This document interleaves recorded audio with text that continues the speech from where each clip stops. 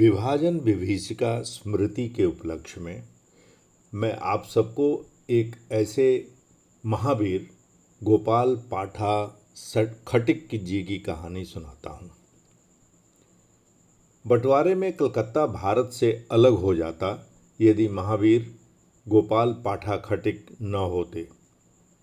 जिन्ना ने अपने direct action day के लिए कोलकाता को ही चुना था, क्योंकि वो चाहता था कि कोलकाता पाकिस्तान में हो। कोलकाता उस समय भारत का एक प्रमुख व्यापारिक शहर था और जिन्ना कोलकाता को खोना नहीं चाहता था। कोलकाता को हिंदू मुक्त बनाने का मिशन सुहरावर्दी को दिया गया था, जो बंगाल का मुख्यमंत्री था और जिन्ना के प्रति वफादार था। उस समय 1946 में कलकत्ता में 64% हिंदू और 33% मुसलमान थे। सुहरावर्दी ने 16 अगस्त को अपनी योजना को अंजाम देना शुरू किया।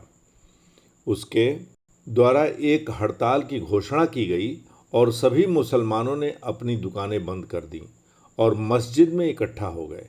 रमजान का शुक्रवार और 18वां दिन था। नमाज के बाद हिंदुओं को कुचलने लगी मुस्लिम भीड़, और जैसा कि सुहरावर्दी को उम्मीद थी, हिंदुओं ने कोई प्रतिरोध नहीं दिखाया और आसानी से मुस्लिम भीड़ के आगे घुटने टेक दिए। सुहरावर्दी ने मुस्लिम भीड़ को आश्वासन दिया कि उसने पुलिस को निर्देश दिया है कि वह उनके मिशन में आड़े ना आएं। लोहे की छड़ों, तलवारों और अन्य खतरनाक हथियारों से लैस लाखों मुसलमानों की भीड़ कलकत्ता से कई हिस्सों में और उसके आसपास के इलाकों में फैल गई। पहले मुस्लिम लीग कार्यालय के पास हथियारों की एक हिंदू दुकान पर हमला किया गया। उसे लूट लिया गया और जलाकर राख कर दिया गया। मालिक और उसके कर्मचारियों के सिर काट दिए गए। हिंदुओं को सब्जियों की तरह काटा गया। कई हिंदू महिलाओं और युवा लड़कियों का अपहरण कर लिया गया और उन्हें सेक्स स्लेव के रूप में ले जाया गया। 16 अगस्त को हजारों हिंदू मारे गए और हिंदू महिलाओं के साथ बलात्कार किया गया। 17 अगस्त को भी हत्याएं जारी रहीं। 600 हिंदू मजदूरों, ज़्यादातर उड़ीसा से केशोराम कॉटन मिल्स में उन्हें काट दिया गया। कोलकाता में नरसंहार का नंगा नाच चल रहा था। कोलकाता से हिंदू भाग रहे थे। सुहरावर्दी को 19 अगस्त तक अपनी जीत का आश्वासन दिया गया था। 17 अगस्त तक हजारों हिंदू मारे जा चुके थे, लेकिन 18 अगस्त को एक हिंदू ने मुस्लिम अत्याचार का विरोध करने का फैसला किया। वह एक बंगाली खटिक था और उनका नाम गोपाल मुखर्जी था। उनके दोस्त उन्हें पाठा कहते थे क्योंकि वह मीट की दुकान चलाते थे। वह कोलकाता के बाबोजार इलाके में मलंगा लेन में रहते थे। गोपाल उस समय 33 वर्ष के थे और एक कट्टर राष्ट्रवादी और सुभाष चंद्र बोस के दृढ़ अनुयायी और गांधी के अहिंसा के सिद्धांत की आलोचना करते थे। गोपाल गली गली संस्था भारत जाति वाहिनी चलाते थे। उनकी टीम में 500 से 700 लोग थे। सभी अच्छी तरह से प्रशिक्षित पहलवान थे। 18 अगस्त को गोपाल ने फैसला किया कि वे भागेंगे नहीं और मुसलमानों पर जवाबी हमला करेंगे। उन्होंने अपने पहलवानों को बुलाया, उन्हें हथियार दिए। एक मारवाड़ी व्यवसायी ने उन्हें वित्त देने का फैसला किया और उसे पर्याप्त धन दिया गया। उनकी योजना सबसे पहले जवाबी हमलों से हिंदू क्षेत्रों को सुरक्षित करने की थी। उनके शब्द थे, हर एक हिंदू के लिए 10 मुसलमानों को मार डालो। मुस्लिम लीग के पास लाखों जिहादी थे, जबकि गोपाल के पास केवल 600 लड़ाके थे। लेकिन उन्होंने एक योजना बनाई और कोलकाता को मुस्लिम शहर बनाने से बचाने के लिए अंत तक लड़ने का फैसला किया। उन्होंने नियम बनाए कि मुसलमानों की तरह वे किसी भी महिला और बच्चों को नहीं छुएंगे। गोपाल के पास खुद 2 पिस्टल थी जो उन्हें आज़ाद हिंद फौज से मिली थी। 18 अगस्त की दोपहर से गोपाल के नेतृत्व में हिंदुओं ने वापस लड़ना शुरू किया। 18 तारीख को जब मुसलमान हिंदुओं को मारने के लिए हिंदू कॉलोनी में आए तो उनका स्वागत गोपाल की टीम ने किया।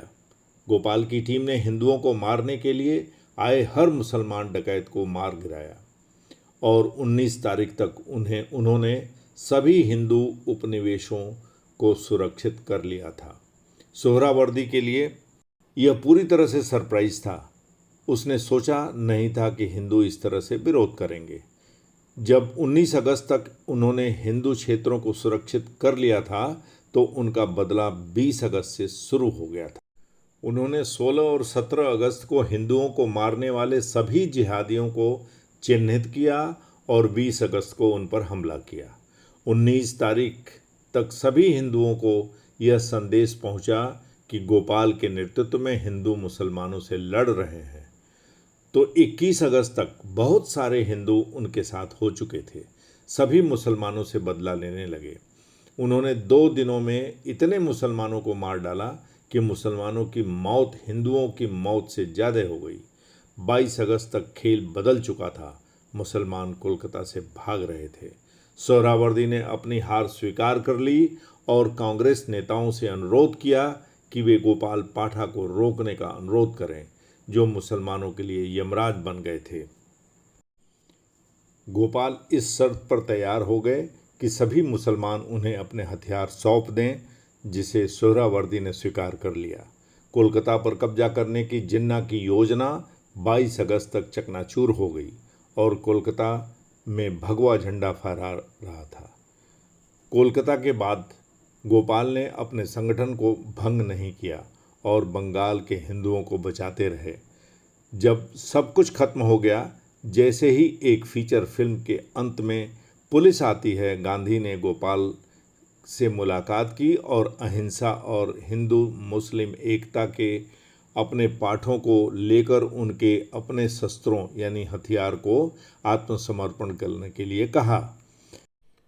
गोपाल के शब्द थे, गांधी ने मुझे 2 बार बुलाया, मैं नहीं गया। तीसरी बार कुछ स्थानीय कांग्रेसी नेताओं ने मुझसे कहा कि कम से कम अपने कुछ हथियार जमा कर देने चाहिए। मैं वहाँ से चला गया। मैंने देखा कि कुछ लोग आ रहे हैं और हथियार जमा कर रहे हैं, जो कि किसी काम के नहीं हैं, आउट ऑफ ऑर्डर, पिस्टल, उस तरह की चीज़ें। तब गांधी के सचिव ने मुझसे कहा कि गोपाल, तुम गांधी जी को हथियार क्यों नहीं सौंप देते? मैंने उत्तर दिया, इन भुजाओं से मैंने अपने क्षेत्र की महिलाओं को बचाया, मैंने लोगों को बचाया, मैं उन्हें सरेंडर नहीं करूंगा। मैंने कहा, महान कलकत्ता हत्याकांड के दौरान गांधी जी कहाँ थे? तब वो कहाँ थे जब हिंदू मारे जा रहे थे? भले ही मैंने किसी को मारने के लिए कील का इस्तेमाल नहीं किया हो, मैं उस कील को भी नहीं छोड़ूंगा। सोहरावर्दी ने कहा, जब हिंदू वापस लड़ने का मन बनाते हैं तो वे दुनिया में सबसे घातक हो जाते हैं। गोपाल पाठा और श्यामा प्रसाद मुखर्जी 2 ऐसे महानायक थे जिन्होंने बंगाल के हिंदुओं को जिहादी मुस्लिम डकैतों से बचाया था। जय हिंद।